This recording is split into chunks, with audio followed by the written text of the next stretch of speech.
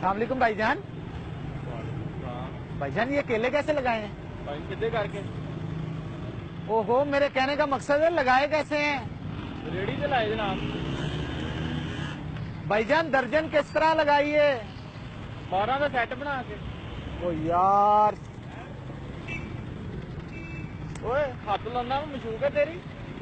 भाई मैं चेक कर रहा था, तैयार हो गए। तू स्कूल छड़न जाने हैं, चल तू लेने चल। भाई पीती है क्या मस्ता? भाईजान मैंने ये पूछना है कि ये सड़क कहाँ पे जाती है? भाई सड़क कितने नहीं जाती, बंदे आते जाते हैं। ओ यार आपसे तो बात करना ही फजूल है। भाईजान आप बताएं ये सड़क किधर जाती है? वीरे कितने नहीं जाती है, लम्बे पई रही है इतने ही। ओ भाई मेरे कहने का मकसद है ये रास्ता कहाँ जाता है? वीरे तू जंप गिन रहे हैं। ओ यार भाई मैंने हस्पताल जाना है, मुझे रास्ता बताओ। वीरे गड्डी से बच्चे तन वापी ले जाओगे क्या परा गड्डी से।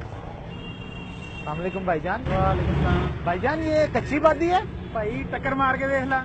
ओ नहीं मेरे भाई, मैंने घर जाना है, घर जाना है मैंने। भाई ओ जाना तो यार रास्ता सीधा हो, उधर ਨੂੰ जा। ओ मेरे भाई मैंने सफर करके जाना है। उथों सीधा होके खब्बे हो जा, सफर तेरा सौखा ना जू। ओ नहीं मेरे भाई, मुझे जल्दी है, मैंने घर तेरे जाना। बच्चे रोंदे आ। ओ यार मैंने जाना ही नहीं है। हाय भाई कुछ खाने के लिए है? भाई डांगा खाने का डुड्डे ओ नहीं मेरे भाई, खाने के लिए कुछ है? चपेड़ा खानिया। ओ ले, ओ यार कुछ गरम में है, गरम में। भाई सीका ततिया करके ले आ जा। ओ यार मेरे भाई, मेरे कहने का मकसद है पेट भरने के लिए कुछ है कि नहीं? यार वीरो उथे बिट्टी खा रहा चल।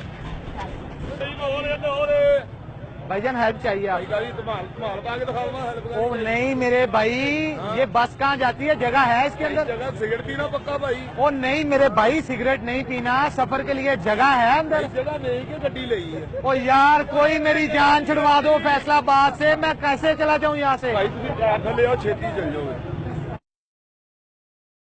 फैसलाबाद के लोग खुद भी हंसते हैं और दूसरों को भी हंसाते हैं। ये इंसान को मोहब्बत से नहीं बल्कि जुगत से मारते हैं। कैमरामैन अली रजा के साथ। कैमरामैन अली के साथ मैं मेले च गवाचा, मेरा टीवी ते दसन दिया। रिपोर्टर देख लो, पित्तल का खालू हुंदा। हन्नान बुखारी, फैसलाबाद।